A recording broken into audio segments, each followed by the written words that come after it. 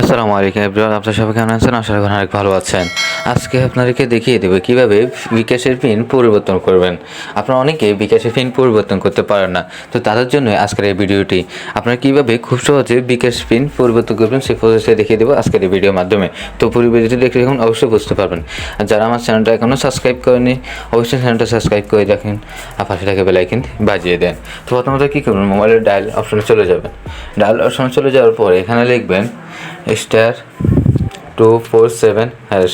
এরপরে আপনার যে সিমে বিকাশ খোলা আছে, যে সিমের বিকাশ পিনটি আপনি পরিবর্তন করতে চান, ওই সিমটা সিলেক্ট করে দেবেন। ঠিক আছে, তা আমি যেহেতু আমার বিকাশ পিনটি পরিবর্তন করব, তাই আমি 2 সিমে দিচ্ছি। 2 সিমে আমার বিকাশ খোলা আছে।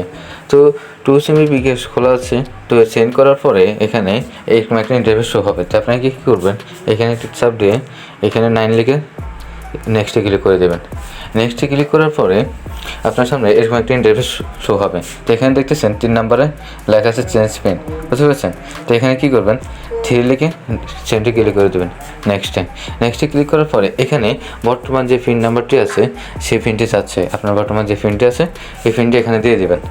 তারপর বর্তমান পিনটি আমি দিয়ে দিচ্ছি, আপনার বর্তমান পিনটি দিয়ে দেবেন। এবারে নেক্সটে ক্লিক করে দেবেন।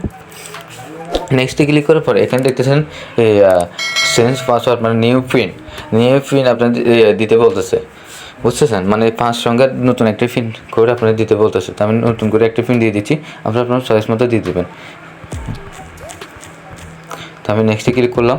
দেওয়ার পরে নেক্সটে ক্লিক করার পরে আবার যে নতুন পিনটি এইমাত্র দিলেন সেই একই পিনটি এই জায়গায় দিতে বলতেছে রিপ্লাই এই কনফার্ম হওয়ার জন্য একই পিনটি দেওয়ার জন্য বলতেছে। তো আমরা আবার নতুন পিনটি দিয়ে দেবো এই জায়গায়। আমি নেক্সটে ক্লিক করে দেবো।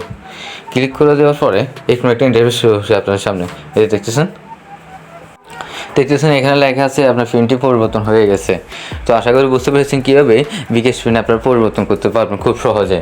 তো ভিডিওটি যদি ভালো লাগে থাকে অবশ্যই চ্যানেলটা সাবস্ক্রাইব করে দেবেন, ভালো থেকে বেল আইকনটি বাজিয়ে দেবেন আর লাইক এবং শেয়ার করে দেবেন। তো সবাই ভালো থাকবেন। আসসালামু আলাইকুম।